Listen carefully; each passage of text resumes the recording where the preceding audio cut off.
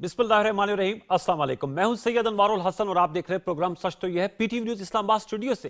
नाज़रीन, मुल्क की मईशत और सियासत के हवाले से अहम डेवलपमेंट रूनुमा हो रही हैं। आज army chief general Syed Asim Munir, वज़ीर आला पंजाब मरियम नवाज शरीफ साहब, वफाकी और सूबाई वज़रा और दीगर आला हुकाम ने SIFC के तहत ग्रीन पाकिस्तान इनिशिएटिव की सहूलियात का दौरा किया। इस मौके पर वज़ीर आला पंजाब ने smart agri farm, green agri malls और एग्री रिसर्च सहूलत सेंटर का बाकायदा इफ्तिताह किया। ये जो स्मार्ट एग्री फॉर्म है, इसके आने से जो आम किसान है उसमें जो ज़राअत है उसमें काफ़ी ज़्यादा बेहतरी के इम्कानात पैदा हो रहे हैं। मईशत की जब हम बात करते हैं तो हमने देखा कि गुज़िश्ता रोज़ तुर्किया के सदर तैयब अर्दवान साहब ने पाकिस्तान का 2 रोज़ा दौरा किया और पाकिस्तान और तुर्किया के दरमियान 24 मुफाहमत की यादाश्तों और मुआहदात पर दस्तखत हुए। IFC के सरबराह भी इस्लामाबाद में मौजूद हैं। तो एक तरफ मईशत तो बेहतर अंदाज में आगे बढ़ रही है, लेकिन अगर मुल्क की सियासत की बात करें तो खत की गूंज बल्कि खतूत की गूंज सुनाई दे रही है। Army chief general Syed Asim Munir से कल सहाफियों ने गैर रस्मी गुफ्तगू करते हुए जब सवाल पूछा कि बानी चेयरमैन PTA इमरान खान साहब की जानिब से आपको 3 खुले लेटर्स लिखे गए हैं, जिस पर उन्होंने जवाब दिया कि उनको कोई लेटर नहीं मिला। इस सवाल पे कि अगर लेटर मिला तो फिर, जिस पर उन्होंने कहा कि अगर उन्हें लेटर मिला भी तो वो वजीर आजम के हवाले कर देंगे। उन्होंने कहा कि ये मीडिया ऑप्टिक्स है और पाकिस्तान आगे बढ़ रहा है। इस हवाले से हम गुफ्तगू करेंगे। साथ में पाक तहरीक इंसाफ के दरमियान अंदर क्या चल रहा है। आपके इल्म में कि सवाबी 8 फरवरी को उन्होंने जलसा किया, वहां पर शेर अफजल मरवत साहब जो उनके फायर ब्रांड MNA हैं और रहनुमा है, उन्होंने तकरीर नहीं की और उन्होंने कहा कि बुरे वक्तों के वो साथी, अच्छे वक्तों में उनकी जवाबबंदी है। फिरदौस शमी नकवी साहब जो एडिशनल सेक्रेटरी जनरल हैं, उन्होंने बानी चेयरमैन PTI के अहकामात पर उन्हें पार्टी से बाहर निकाल दिया है। आज कौमी असम्बली में जब वो आए तो उन्होंने इस हवाले से क्या कहा, वो उन्हीं की जबानी हम आपको सुनाते हैं कि उन्होंने अपने ही मेंबरान असम्बली से, जिसमें असद कैसर साहब मौजूद थे, क्या सवाल उठाया। थैंक यू जनाब स्पीकर। मोहतरम असद कैसर साहब अब हमारे साइड से सीनियर मौजूद हैं IT के हवाले से। हाँ, मेरा सवाल अपने ही दोस्तों से है, मुझे क्यों निकाला। मुख्तसर सा उन्होंने सवाल किया कि मुझे क्यों निकाला। इस हवाले से हम गुफ्तगू करेंगे। प्रोग्राम के दूसरे हिस्से में हम अमेरिका और भारत के दरमियान जो एक मुश्तरका एलामिया सामने आया है, नरेंद्र मोदी साहब, भारतीय वज़ीर आज़म और अमेरिकी सदर डोनाल्ड ट्रंप की मुलाकात हुई, ने अक्सर मुस्तरद कर दिया है। उसमें हम प्रोग्राम के दूसरे में गुफ्तगू करेंगे। पहले से मैं जिन मोअज़्ज़ज़ मेहमानों ने मुझे ज्वाइन किया उनका तारुफ आपसे करा देते हमें ज्वाइन किया वफाकी वज़ीर बराए उमूर कैसर अहमद शेख साहब। सर बहुत शुक्रिया नवाजिश प्रोग्राम सजते को वक्त देने का। मुझे ज्वाइन की है major general retired Zahid Mahmood sahab ने, TV वीडियो लिंक पर मौजूद हैं, दिफाई तज्जियाकार हैं, आपका बहुत शुक्रिया। और शौकत यूसुफजई साहब जो पाकिस्तान तहरीक इंसाफ के मरकजी ने, उन्होंने हमें ज्वाइन किया है स्काइप पर। तीनों मौजूद को फॉर्मल वेलकम। मैं गुफ्तगू का आगाज मेजर जनरल साहब आपसे करूंगा। जाहिद साहब, सबसे पहले तो सर कल पहली तौर पे इनफॉर्मली ये बात हुई थी आर्मी चीफ से, लेकिन एक बाज़ाब्ता तौर पे जवाब आया है क्योंकि 3 खतूत आए हैं एक्स पे बानी चेयरमैन PTI इमरान खान साहब की जानिब से।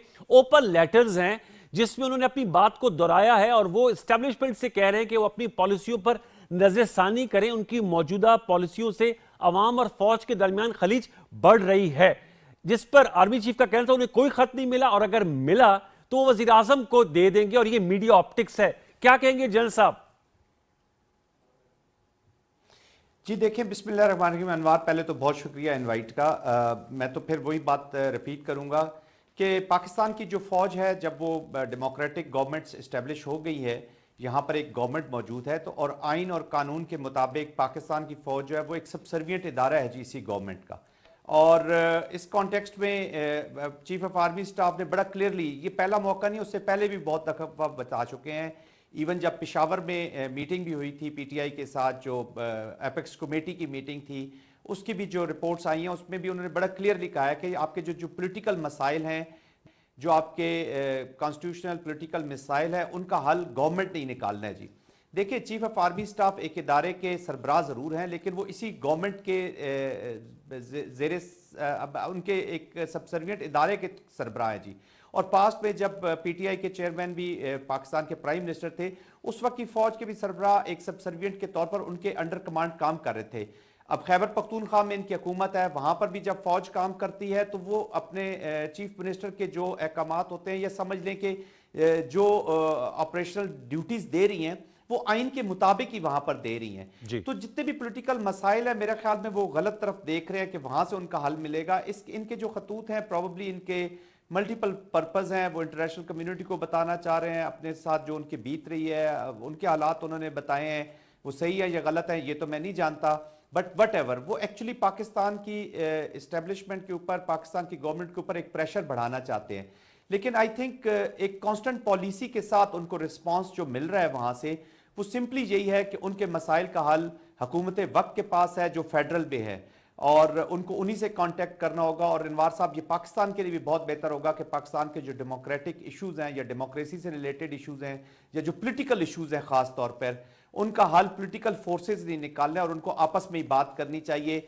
और इस माहौल में जहां पर सिक्योरिटी के सीरियस चैलेंजेस है पाकिस्तान को, जहां पर हमारे सिक्योरिटी इदारों के जो प्लेट है that is full, Khyber Pakhtunkhwa में देख लें, बलोचिस्तान में देख लें, अभी कश्मीर में देख लें, इंडियन जो अग्रेसिवनेस वो दिखा रहे हैं, रिटोरिक चल रहा है, उसको देख लें।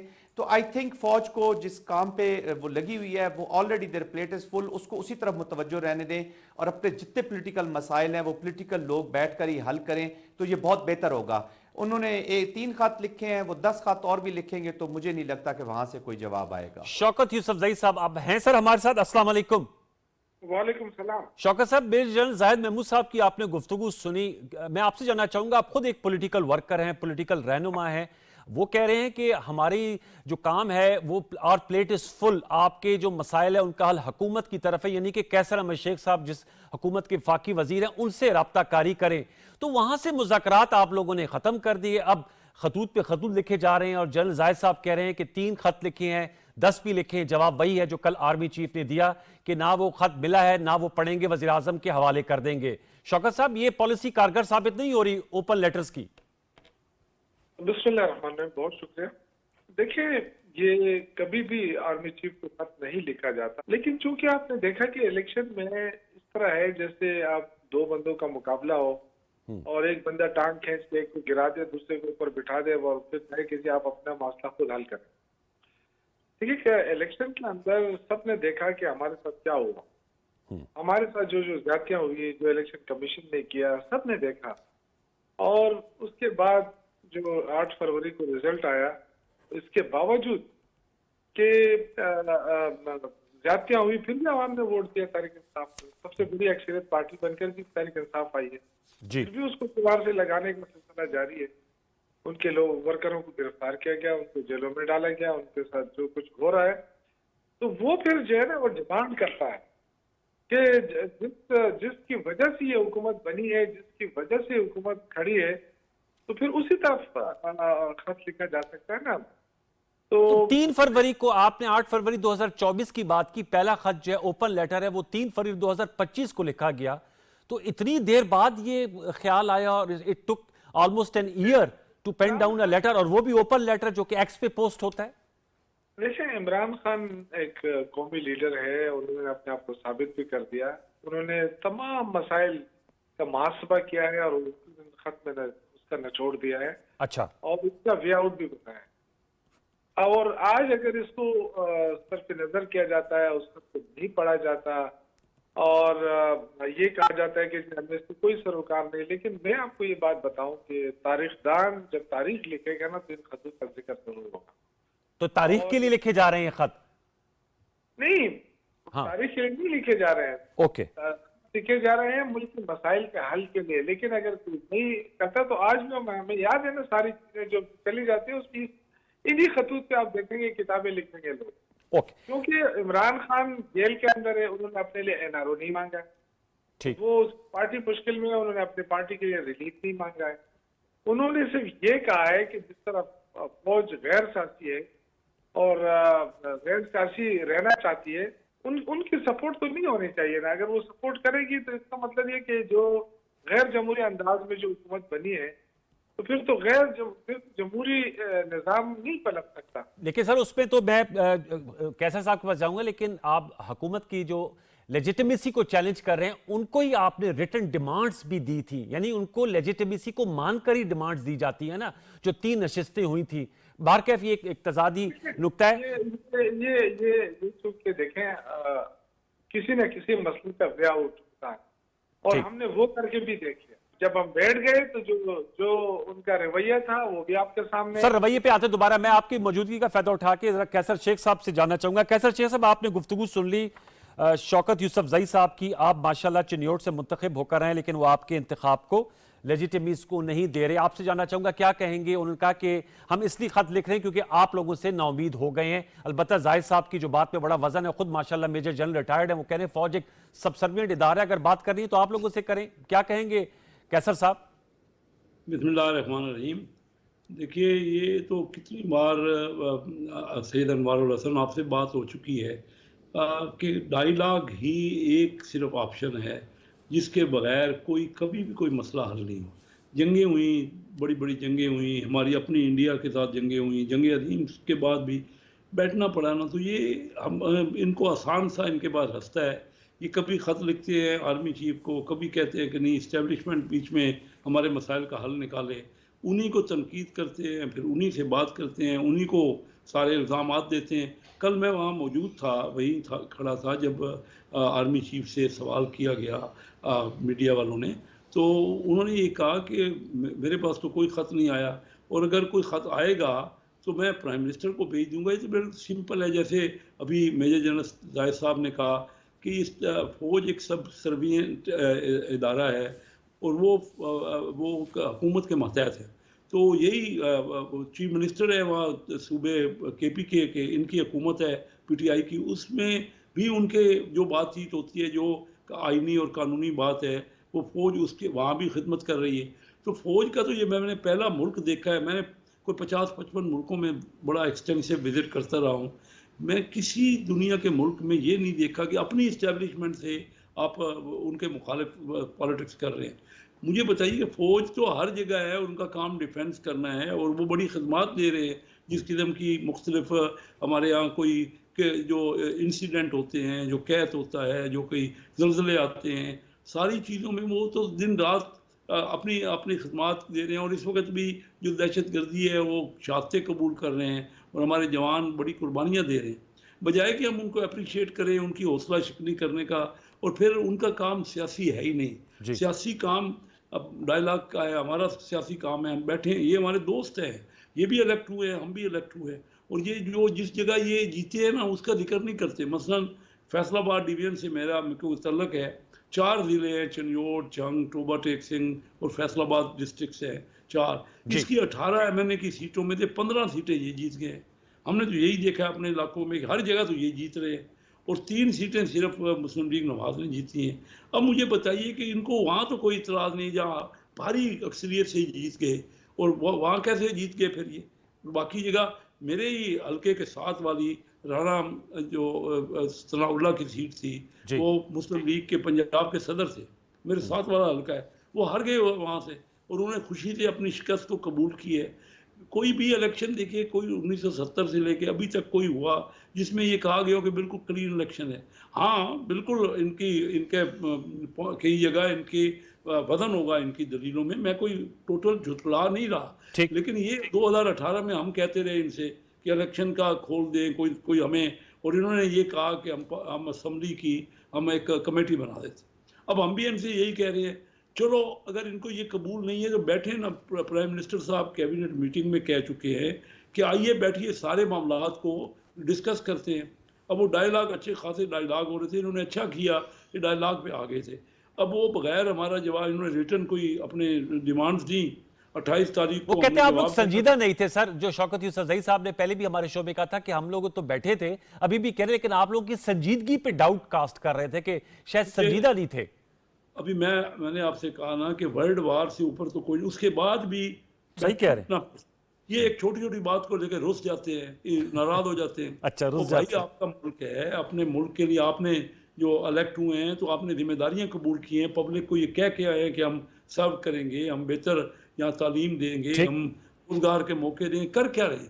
ये झगड़े और धरने और एहतजाज, इससे क्या निकल के आ रहा है? पिछले 10 साल से तो ये मुसलसल ये कर रहे हैं। ये अहम सवाल है कैसा साहब, ये आपने अहम सवाल उठाया कि जो 10 साल से इनकी एहतजाज की पॉलिसी से क्या नतीजे निकले, ये शौकत साहब से पूछते। लेकिन जनरल साहब, आपने सुना शौकत यूसुफजई साहब कह रहे हम तो खत लिख रहे हैं तारीख में ये जो है, ये जो तारीख का हिस्सा बन रहे हैं खत, और अगर इनको सरफे नजर किया जा रहा है तो हम तो जो हमारे मसाइल हैं उनकी निशानदही कर रहे हैं। हुकूमत से बातचीत का कोई नतीजा नहीं निकला, इसलिए ये पॉलिसी अपनाई गई है। जनरल जाहिद साहब। जी देखिए अनवार, मैं ये कहूँगा शौकत भाई से भी और तमाम अपनी पॉलिटिकल फोर्सेस से भी, मैं ये एक बात एज ए पाकिस्तानी कर रहा हूँ, क्योंकि मैं भी देखिए हम भी अवाम ही हैं। फौज भी जो होती है वो अवाम होती है, वो इक्वली इफेक्ट होती है पॉलिटिक्स इन द कंट्री, चाहे वो यूनिफॉर्म के अंदर सर्विस में हो या रिटायर्ड हों, हम सारे इफेक्ट होते हैं। As a Pakistani I would like कि हमारी जो फोर्सेज ऑफ ऑर्डर हैं, जो हमारी पॉलिटिकल पार्टीज है, ये ट्रू डेमोक्रेटिक फॉर्म में आगे बढ़े और पाकिस्तान में डेमोक्रेसी का बोलबाला हो, ताकि डेमोक्रेसी तमाम मसाइल का हल है जी। तमाम कॉन्फ्लिक्ट रेजोल्यूशन इसी के अंदर हो सकती है, इसके अलावा हम बाहर कहीं भी नहीं देख सकते। तो तमाम लीडर्स को देखे एक रेड लाइन अपने लिए भी खींचनी चाहिए। आई कैन अंडरस्टैंड इक्तदार, पावर जरूरी नहीं है, एक सबसे इंपॉर्टेंट चीज नहीं है। सबसे इंपॉर्टेंट चीज है state which gives you recognition. अगर स्टेट ऑफ पाकिस्तान नहीं होगी तो किस लीडर को रिकॉग्निशन मिलेगी? स्टेट ऑफ पाकिस्तान नहीं होगी तो कौन सा इदारा यहां पे चलेगा? तो देखें, आपकी जो भी पॉलिटिकल स्ट्रगल है वो पॉलिटिकल डिफाइंस मोड में हो। डिफाइंस इज इतनी, उसमें फ्रिक्शन इस तरह की नहीं होती जो स्टेट की बुनियादों को हिला दे।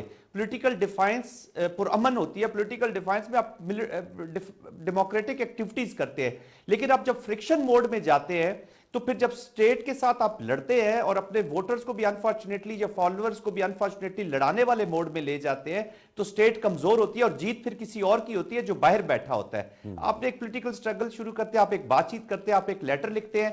अब उसके पास क्या पता कि अभी जो मौजूदा एनवायरमेंट, स्पेशली डिजिटल में आप देख ले, सोशल मीडिया में देख ले, कि वो हाईजैक हो जाती है ऐसी चीजें, और फिर उसके ऊपर नैरेटिव बिल्डिंग कहीं और से हो रही होती है जो स्टेट को कमजोर करती है। देखिए, ऐसे पाकिस्तान की अवाम अब 21वीं सदी की अवाम है, और मैं अवाम से भी ये रिक्वेस्ट करूंगा, बड़े गौर से देख रही है कि ये क्या हो रहा है। ऐसे लेटर्स, ऐसे इल्जामात, ऐसी चीजें अगर पाकिस्तान को तकवीयत पहुंचा रही हैं फिर तो मुझे समझ आती है, अगर पाकिस्तान को कमजोर कर रही हैं तो ये हम सबका नुकसान है। और देखें, कई दफा लीडरशिप को यह भी ख्याल रखना चाहिए कि जब वो स्टेट के साथ लड़ते हैं या अपनी जात कह लें या रेड लाइन जब आप क्रॉस करेंगे तो फिर अवाम में आपकी भी मकबूलियत उतनी कम होती है जब उनको चीजों की समझ आ जाती है। तो it is a two way traffic, but it is his choice. मैं ये कहूंगा कि देखिए, जो पॉलिटिकल वर्कर्स हैं, जो पॉलिटिकल लोग हैं, लीडर्स को चाहिए कि उनको गाइड करें, उनको कंट्रोल करें, अपनी पावर के लिए हदें नहीं क्रॉस कर। आज नहीं तो कल पॉलिटिकल टेबल्स टर्न ओवर होने में कितनी देर लगती है जी। हमने हिस्ट्री में बहुत देखा है, या 2/3 मेजोरिटीज वाली हुकूमतें आई और पता नहीं चला कि किधर से किधर चली गई। हम बसीयत पाकिस्तानी और मैं बसीयत एक्स मिलिट्री ये चाहूंगा कि पाकिस्तान में डेमोक्रेसी इतनी स्ट्रांग हो कि तमाम इदारे उसके सबसर्विएंट रहते हुए अपने काम करें और हमारी सियासत चलती रहे, पाकिस्तान तवाना हो।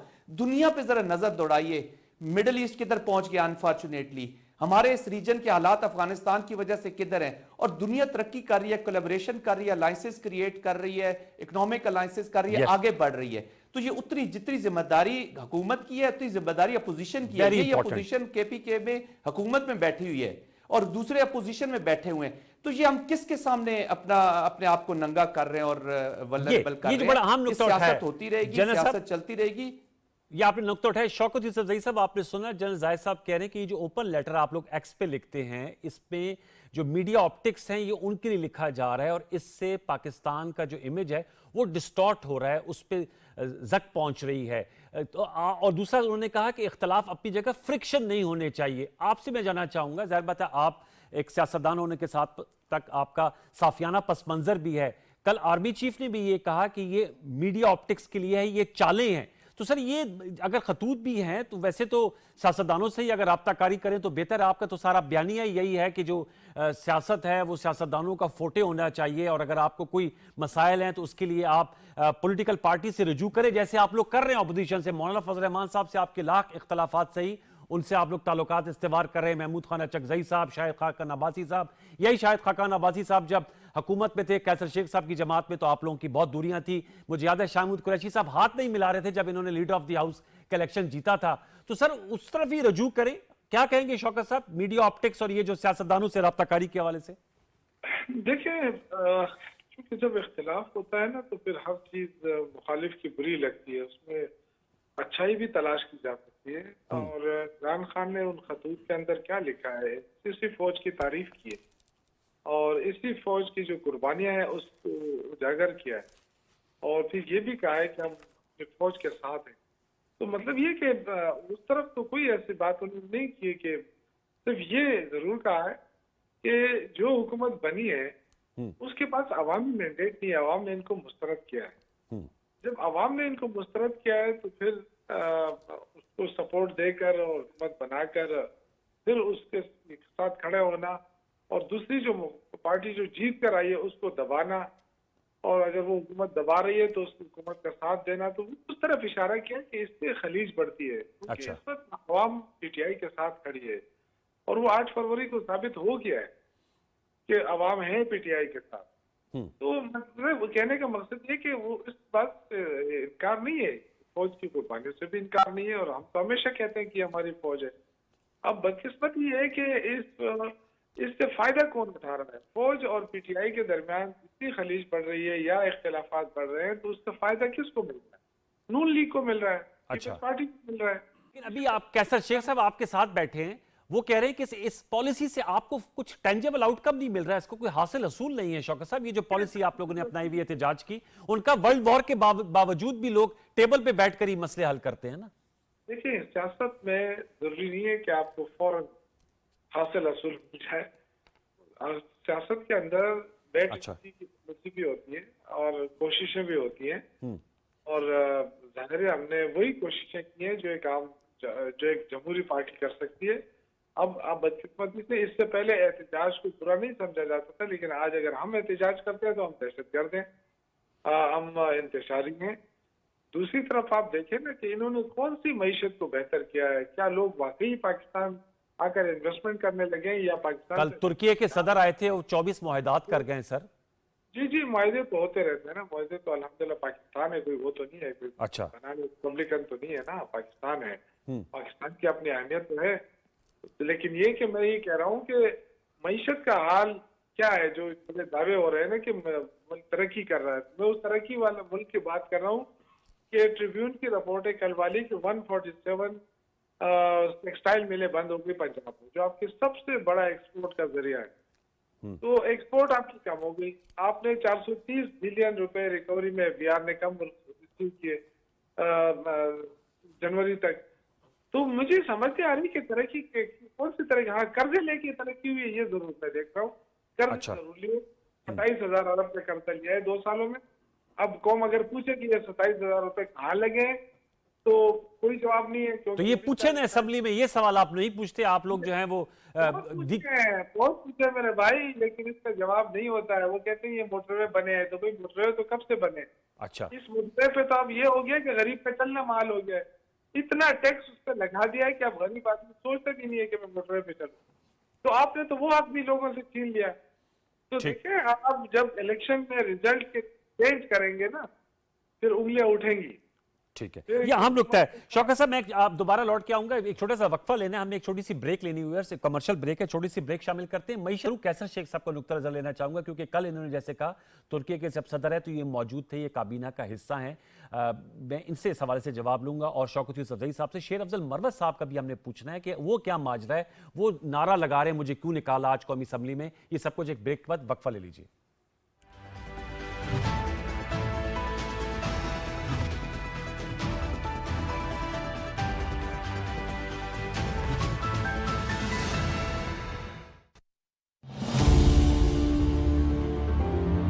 इस धरती से क्रिकेट का रिश्ता बहुत पुराना है। यहाँ हर धड़कन क्रिकेट के साथ धड़कती है। यहाँ हर लम्हा ये खेल जिंदा है और यहाँ की जिंदगी का अहम हिस्सा है।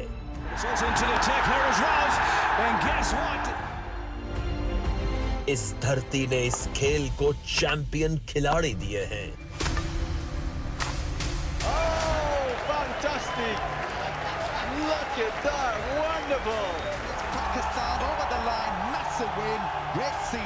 ये धरती मुत्तादिद यादगार लम्हात की मेजबान बनी है। अब के बरस दुनिया की चैंपियन टीम्स पाकिस्तान का रुख कर रही हैं। तो कौन बनेगा चैंपियंस का चैंपियन? आईसीसी चैंपियंस ट्रॉफी 2025 तमाम मैचेस बराह रास्त पीटीवी स्पोर्ट्स पर। गेम ऑन है।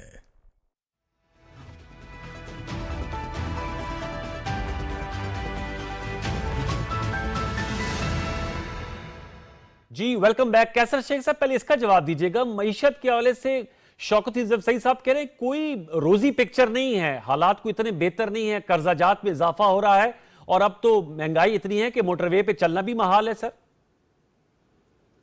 जी देखिए, शौकत जोसफ ज़ई बड़े बैलेंस बात करते हैं, इसमें कोई शक नहीं है कि हम कोशिश हमने की, जब हमने ये हमारे पास अप्रैल 2022 में हुकूमत आई तो उस वक्त पाकिस्तान डिफ़ॉल्ट हो रहा था। मैं आपको वो बात करूंगा जिसमें किसी को कोई एतराज़ है पर्टिकुलर बताए।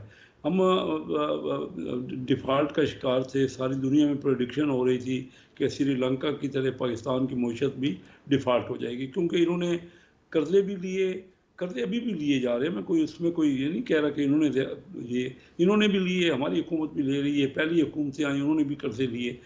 अच्छा, लेकिन उस वक्त हमारे पास रिजर्व कोई 4-5 बिलियन डॉलर रह गए थे, ये इन्होंने जब छोड़ा है ना 2022 अप्रैल में, तो आज 12 बिलियन डॉलर हमारे पास, 13 बिलियन डॉलर की रिजर्व है, बहुत बेहतर हुए है।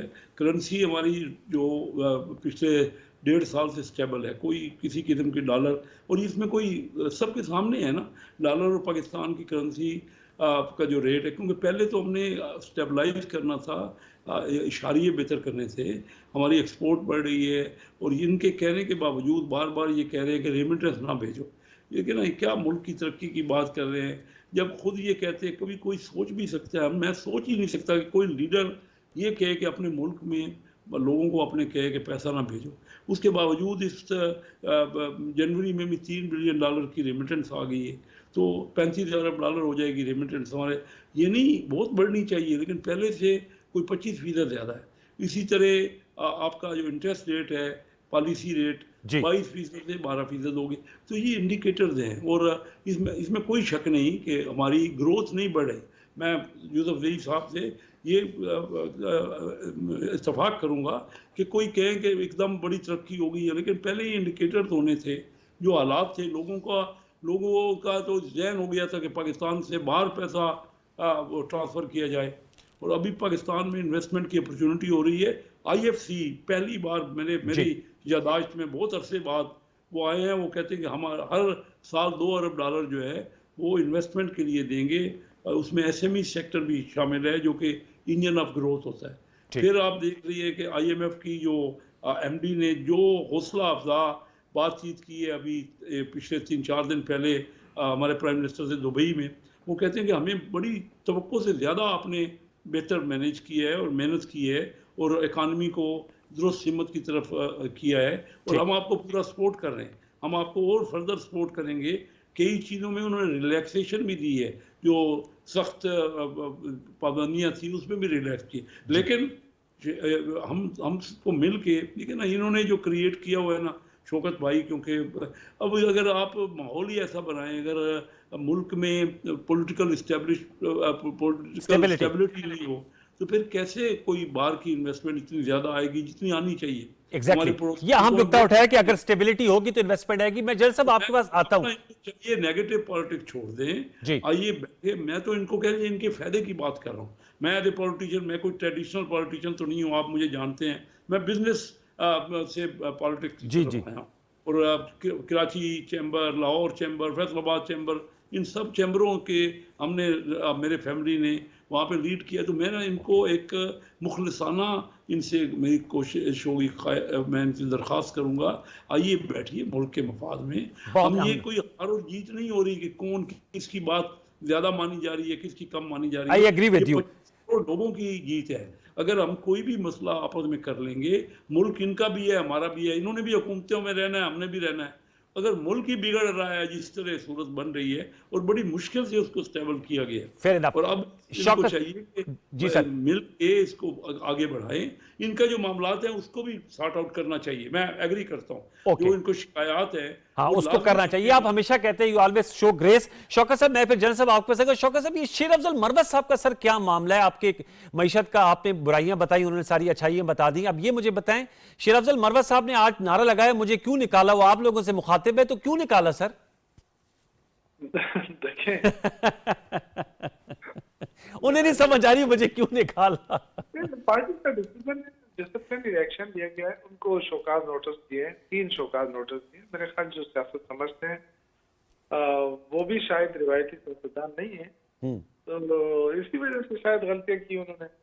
वैसे तो देखे ना, अगर पार्टी ने उनके खिलाफ फैसला भी किया है तो हम हमेशा उनसे कहते थे कि पार्टी के अंदर बात करें।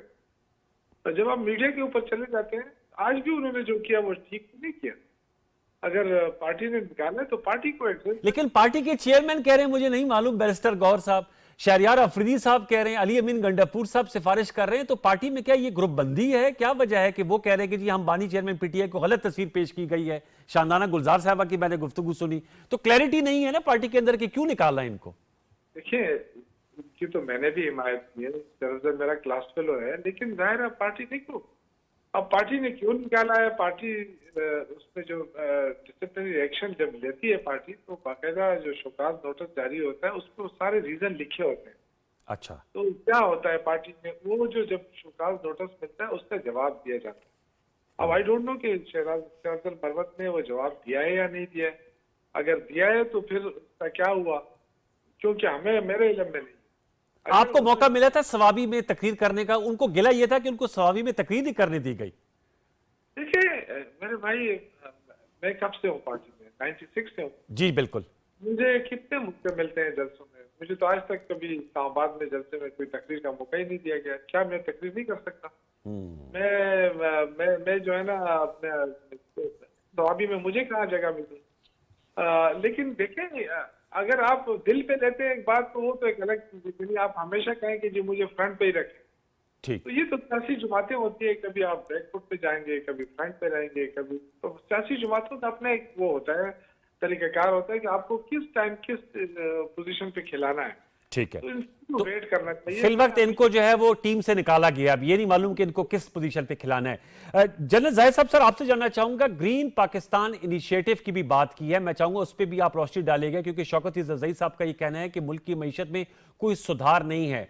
आर्मी चीफ भी आज मौजूद थे और SIFC के तहत इसमें बेहतरी लाने की कोशिश की जा रही है, सऊदी अरब की जानिब से इन्वेस्टमेंट को लाने की कोशिश की जा रही है। सर बताइएगा SIFC के समरात आ रहे हैं जनरल साहब? जी देखिए, जी बिल्कुल अनवार, बड़ा पॉजिटिव रिस्पांस आया है। ऑफ कोर्स सिनर्जी आई है पाकिस्तान के बहुत सारे इदारों में जो बिजनेस फ्रेंडली माहौल देना चाह रहे हैं, क्योंकि हम देखिए, आप पाकिस्तान की अगर आप तारीख पे देख लें, कैसर शेख साहब बैठे हैं, वो ज़्यादा बेहतर जानते हो कि इकॉनमी को बड़े क्रिटिकल नज़र से वो देख रहे होते हैं, और वो बिजनेसमैन भी हैं, वो खुद समझते हैं कि पाकिस्तान में देखिए FDI इंक्रीज नहीं हो रही थी, ईज़ ऑफ डूइंग बिजनेस नहीं था, और फिर जो सिक्योरिटी की इन्वायरमेंट है यहाँ पर, वो उसकी वजह से ज़्यादातर लोग कंसर्निंग थे इंटरनेशनल जो इन्वेस्टमेंट पाकिस्तान में लाने के लिए। तो जब ये SIFC का इदारा बना है और उसको आर्मी की तरफ से लीड किया जा रहा है, तो उनकी जो सिक्योरिटी के एप्रीहेंशंस हैं उनको भी एड्रेस किया जा रहा है और सिनर्जी आ रही है। और ये जो वन विंडो ऑपरेशन जिसको आप इजीली हम कह सकते हैं आवाम की अंडरस्टैंडिंग के लिए, उसको किया जा रहा है। उसके बाद यहाँ पर बहुत इंप्रूवमेंट हुई है जी। अभी पिछले दिनों अगर आपने देखा होगा, सऊदी डेलीगेशन यहाँ पर था SIFC के थ्रू, उन्होंने किया। अभी आपने ग्रीन इनिशिएटिव की बात की है, तो तकरीबन 65,000 एकड़ के करीब जमीन जो है वो ऑलरेडी ज़ेरे काश्त लाई जा चुकी है जी। फिर नहरों के निज़ाम का एक प्रॉपर यहाँ पे प्लानिंग हो रही है, स्ट्रेटेजिक प्लानिंग हो रही है, क्योंकि देखिए फ्यूचर की जो थ्रेट आ रही है जी, ये फूड सिक्योरिटी की सीरियस थ्रेट आ रही है पाकिस्तान को। और आप अगर हेजमोनिक स्टेट्स को या किसी भी स्टेट को अंडर स्ट्रेस आपने लाना हो तो आप उसको फूड स्कार कर दें, और पाकिस्तान पे ये चीज एप्लीकेशन किसी वक्त भी हो सकती है। देखिए अनफॉर्चुनेटली पाकिस्तान इस वक्त एनिमिकल फोर्सेस का टारगेट बना हुआ है थ्रू हाइब्रिड इकोनॉमिक डोमेन में। हाइब्रिड के फिर डायनामिक्स देखें ना, उसके पॉलिटिकल डायनामिक्स भी हैं, कोर्जन उसमें भी होगी, इकोनॉमिक डायमेंशंस भी हैं, और सिक्योरिटी के तो हैं ही हैं। तो वो हर तरफ से हमें स्क्वीज करेंगे, और आपको पता होना चाहिए कि पाकिस्तान को क्यों टारगेट किया जाता है। We are a nuclear country, our survival is in this being a nuclear state. हमारा आप ताकत का जब तक हम अपने पास एलिमेंट्स सामने नहीं रखेंगे तो ये हमें कोई हमारा चाहने वाला नहीं है। आज मोदी अमेरिका में है, जरा उस विजिट को फॉलो कीजिए, देख लीजिए जी सर, हम उस पे आ रहे हैं, कैसे आपने बिल्कुल सही कहा, उस विजिट पर ही हम आ रहे हैं। अपने नेक्स्ट सेगमेंट में हम एक्सक्लूसिव उस पे गुफ्तगू करेंगे। सर मेरा वक्त खत्म हुआ जा रहा है सेगमेंट का। जनरल नमू साहब आपका बहुत शुक्रिया, शौकत यूसुफ साहब आपका बहुत शुक्रिया, कैसर शेख साहब आपका बहुत शुक्रिया। व्यूअर्स एक छोटा सा फलेंगे, जो जनरल जाहिद महमूद साहब बात कर रहे थे, भारतीय वज़ीर आज़म नरेंद्र मोदी का दौरा है अमेरिका और वहां पर जो ज्वाइंट एलामिया सामने आया है जिसमें F-35 देने की बात की गई है भारत को अमेरिका की जानिब से। वहां पर पाकिस्तान के आज स्पोक्स पर्सन ने इस एलामिया को मुस्तरद कर दिया है। मुंबई हमलों के हवाले से भी बात की गई थी। सब कुछ एक वक्फे के बाद जानेंगे। वक्फा लीजिए, दोबारा लौट के आते हैं, हमारे साथ रहिए।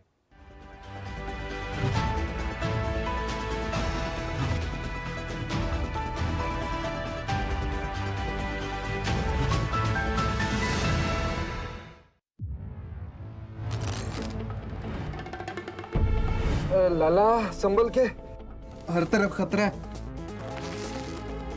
देख के भाई, एक गलती और game over.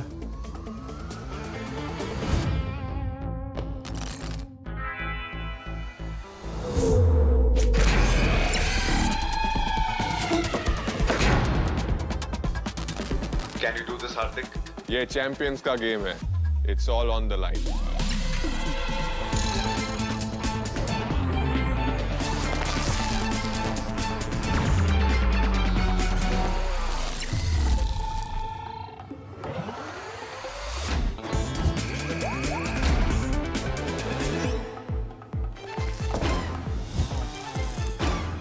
Hey, the president is here. Competition, मजा आएगा. This is the ICC Champions Trophy, where the world's 8 best teams will put it all on the line for victory.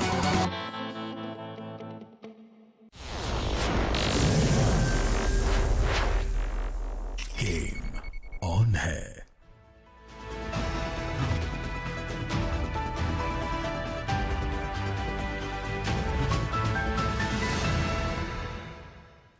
Welcome back viewers. हमें join किया है साबिक secretary खारजा जौहर सलीम साहब ने। आपसे हम गुफ्तगू करेंगे जो भारतीय वज़ीर आज़म का दौरा अमेरिका है उस हवाले से जो डेवलपमेंट सामने आई हैं। आपने देखा कि जब वो अंदर मुलाकात कर रहे थे तो बाहर हमारी कश्मीरी बरादरी के लोग और जो सिख हैं वो भारत के खिलाफ एहतजाज कर रहे थे। बड़ी तादाद में वाइट हाउस के बाहर मौजूद थे। अंदर ऐलानात हो रहे थे और बाहर एहतजाज हो रहा था। वो क्या ऐलानात है, ज़रा इस पर हम गुफ्तगू करेंगे। जौहर सलीम साहब अस्सलाम वालेकुम। जी अस्सलाम वालेकुम। सर लास्ट वीक हम गुफ्तगू कर रहे थे वीकेंड पे, तो जो इजराइल के वज़ीर आज़म हैं वो वाइट हाउस में बतौर मेहमान मौजूद थे और आज जब हम आपसे गुफ्तगू कर रहे हैं तो भारत के वज़ीर आज़म बतौर गेस्ट वहाँ पर मौजूद थे।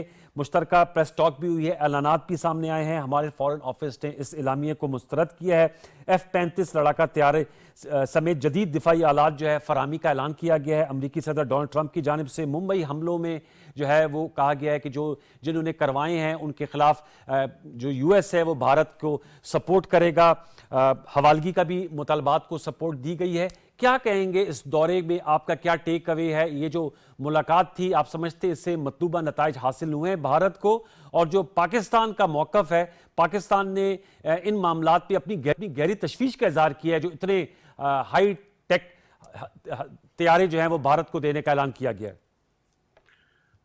जी देखिए, बिल्कुल मैं तो खैर ये जो है ट्रंप के प्रेसिडेंट इलेक्ट होने से पहले से जब बहुत से इंटरव्यूज में ये बात हुई थी तो मैंने कहा था कि पाकिस्तान के लिए आगे जो है US के साथ रिलेशन जो है वो चैलेंजिंग होंगे और जो इंडिया के साथ उनके जो है वो रिलेशंस तो ज़्यादा उसमें कुर्बत आएगी।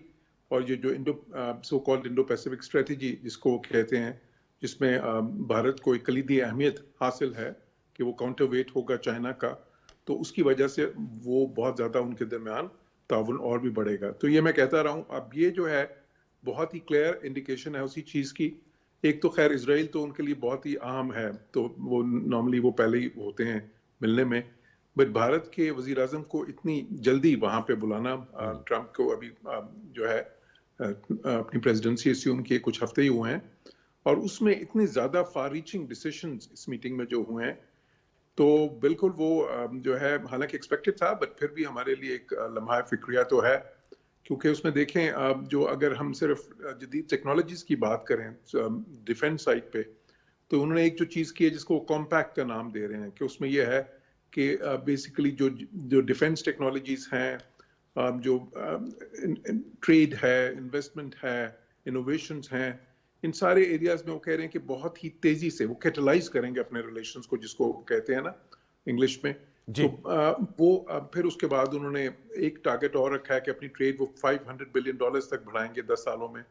फिर उसके अलावा जिस तरह आपने कहा कि ये जो डिफेंस के उस रियल में, उसमें बहुत ही जदीद technologies, 5th generation fighter aircrafts, और इसी तरह जो है वो एंटी टैंक मिसाइल्स जो हैं बिल्कुल लेटेस्ट जनरेशन के, और इसी तरह बाकी जो उनकी स्ट्राइकर जो है व्हीकल्स, और बहुत ही ज़्यादा जदीद टेक्नोलॉजीज। और फिर अगर उसमें नेवल साइड पे बात करें तो उसमें तो कुछ ऐसी टेक्नोलॉजीज वो देने की बात करें इंडिया को, जो अभी तक अमेरिका ने किसी मुल्क से भी शेयर नहीं की। तो और बहुत ही वसी पैमाने पे एक ये बातचीत हुई है, उससे साफ नज़र ये आ रहा है। और फिर जिस तरह उन्होंने आपस में ये डिस्कशंस की हैं, बहुत से नई जो इनिशिएटिव्स, एक इंडस के नाम से किया है, ये कॉम्पैक्ट के अलावा और भी 2-3 नामों से किया, एक ट्रस्ट के नाम से किया है, तो वो इतने ज़्यादा हमगीर हैं कि उसमें साफ नज़र आ रहा है कि वो इस वक्त अमेरिका ये चाह रहा है कि इंडिया को इस तरह से खड़ा कर दे, जो है डिफेंस के कैपेसिटी के हिसाब से भी, फिर साथ ही साथ इकोनॉमिकली भी, टेक्नोलॉजी में भी, और जो है ना खुसूसन जिस तरह जदीद तरीन टेक्नोलॉजीज हैं, उसमें AI का भी है, जो IT की टेक्नोलॉजीज हैं उसमें भी है, कि वो चाइना का वाकई एक काउंटर वेट बन जाए। जब वो इस तरह करेंगे तो जाहिर है पाकिस्तान के लिए तो मुश्किलात उसमें बहुत खड़ी होंगी, बिकॉज पाकिस्तान की और इंडिया की जो एक किसी हद तक जो हमने एक डिटरेंस रखा हुआ है अपना, तो इस तरह के जब जदीद असले और इतनी ज्यादा बड़ी तादाद में, फिर सिर्फ असला नहीं, वो टेक्नोलॉजीज की बात हो रही है कि वो सारी टेक्नोलॉजीज जो है टेक्नोलॉजी ट्रांसफर की भी बात कर रहे हैं। जौहर साहब, एक और जो नुक्ता आया उसमें उन्होंने पाकिस्तानी कैनेडियन तहूर राना को अमेरिका से भारत के हवाला करने पर भी आमादगी जाहिर की है। प्रेसिडेंट बाइडन जब थे अमेरिका के सदर, तब तो मामलात जो है वो काफ़ी कशीदा हो गए थे, और जो भारत की जानिब से एक तरीक़ाकार या तरीक़ा वारदात अपनाया जा रहा था, तो उस पे तो उन्होंने इंडिया की रिपब्लिकन डे पे अपना विजिट कैंसिल कर दिया था। तो इतना बड़ा सी चेंज प्रेसिडेंट डोनाल्ड ट्रंप की जानिब से, इसको किस तरह आप बयान करेंगे सर? बिल्कुल, देखें इस पे खैर अमेरिका केस पे पहले भी बहुत ज़्यादा बयानात जो है वक्तन फ़वक्तन ऐसे आते रहे हैं जो कि हिंदुस्तान के हक में ही होते थे जी। लेकिन इस बार तो जाहिर है बहुत ही क्लियरली दोबारा से उन्होंने जो है कंडेम किया है और पाकिस्तान पे इल्ज़ाम लगाया है कि जी पाकिस्तान जो है वो एक्सट्रीमिज्म की इस तरह की एक्टिविटीज़ में मुलव्वस है, और दोबारा से मुंबई हमलों के मास्टरमाइंड को और बाकी लोगों को उसी बात को दोबारा से छेड़ा है, जबकि इंडिया खुद इतने ज़्यादा टेररिज्म में मुलव्वस रहा है, और इनकी जो टारगेट किलिंग्स थी, जो टेररिस्ट टारगेट किलिंग्स थी, उसमें तो अमेरिका ने भी एक टाइम पे उन पे इल्ज़ाम लगाया था, कनाडा ने भी लगाया था, यूके ने भी लगाया था, लेकिन उसको बिल्कुल नज़रअंदाज किया गया है।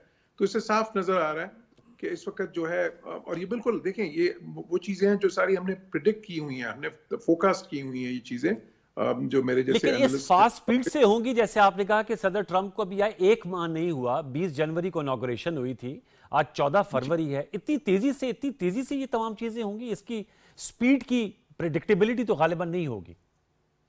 देखिए अब स्पीड की प्रेडिक्टेबिलिटी तो जो मुझे तो कोई इस पे हैरानगी नहीं है। अच्छा, मैंने तो खैर अपनी कमेंट्रीज में बड़ा क्लियरली ये कहा था कि हालांकि बहुत से लोग उस वक्त ये कह रहे थे कि जी इस तरह नहीं होगा जी इस तरह, लेकिन मैं बहुत क्लियर था अपने माइंड में कि ये जो है यूएस की वो जो है ना चाइना को जो कंटेनमेंट करना चाहते हैं, वो उसमें हिंदुस्तान का जो किरदार है वो उन्होंने बहुत फास्ट, देखिए ओबामा के टाइम पे ये शुरू हुआ था, फिर उसके बाद ये ट्रंप के टाइम पे और डेवलप हुआ, फिर उसके बाद बाइडेन के टाइम पे भी उसमें इसी तरह से प्रोग्रेस हुई, और अब जब तक ट्रंप दोबारा आए तो उसमें एक पहलू और भी है जो हमें देखना है, वो ये है कि ट्रंप इजराइल से, और ये भी बात मैंने पहले की थी कि ट्रंप इजराइल से बहुत ज्यादा करीब हैं डेमोक्रेट्स के मुकाबले में भी, और इजराइलीज जो हैं वो इंडिया को जो है ना पसंद करते हैं, वो एक जो है ना ये जो समझ लें एक ट्राइपार्टाइड एक था जो उसको आप समझ लें, या एक स्ट्रेटेजिक आप अलायंस कहें या कुछ भी उसको नाम दे दें, लेकिन एक है इजराइल, अमेरिका और इंडिया के दरमियान इस वक्त एक जो है ना कुछ चीज़ों पे स्ट्रेटेजिक इत्तेफाक है, तो उसमें इंडिया को बहुत ज़्यादा इंपॉर्टेंस देना चाहते हैं, और अब ये साफ नज़र आ रहा है कि वो इस पे इस वक्त जो भी उनका इस बारे में प्लान्स थे, हमारे strategy- ऑप्शंस क्या है हमारे पास sir towards the end? What options do we have? वो तो अब समझ में आ गया कि उनका आपसे बहुत कुर्बतें बढ़ रही हैं। हमारे लिए क्या ऑप्शंस है सर? देखिए, हमें अपनी डिप्लोमेसी को बहुत ज्यादा आई थिंक दोबारा से एक तो जो है उसको रीएक्टिवेट करना होगा, रीइन्विगरेट करना होगा। हमें भी वो इंटरेस्ट ढूंढने होंगे कि कहाँ कहाँ पे अमेरिका के साथ जो हमारे इंटरेस्ट इस तरह के बनते हैं। इन सारी चीज़ों का ये मतलब नहीं है। देखिए, इंडिया क्वाड में भी है, जो है उसके बाद ये इस तरह की जो तंजीम I2U2 या ऑकस, ये सारा कुछ जो बन रहे हैं, ठीक, इन सब में जो है वो तो साफ नजर आ रहा है ना कि वो किस तरफ चीजें जा रही हैं।